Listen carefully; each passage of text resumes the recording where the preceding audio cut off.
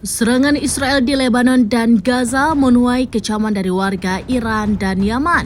Buntut serangan tersebut, ribuan orang murka hingga turun ke jalan sembari menenteng senapan.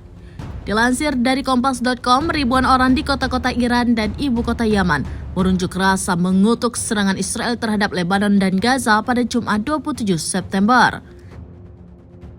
Di Teheran, setelah sholat Jumat, sebuah protes terjadi di sekitar lapangan Enghelab di pusat kota. Di lokasi tersebut, para pendemo membawa foto pemimpin Hizbullah Hassan Nasrallah yang diduga tewas dalam serangan IDF di Beirut. Mereka juga mengibarkan bendera Palestina dan Hizbullah sembari meneriakkan kehancuran bagi Zionis. Dalam aksinya, para demonstran juga membakar bendera Israel dan Amerika Serikat.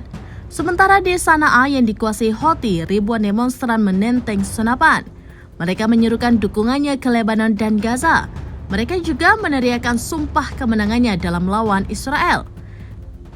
Kami katakan kepada saudara-saudara kami di Lebanon bahwa kalian akan menang insya Allah, kata pendukung Houthi Mortada Al-Mutawakkil.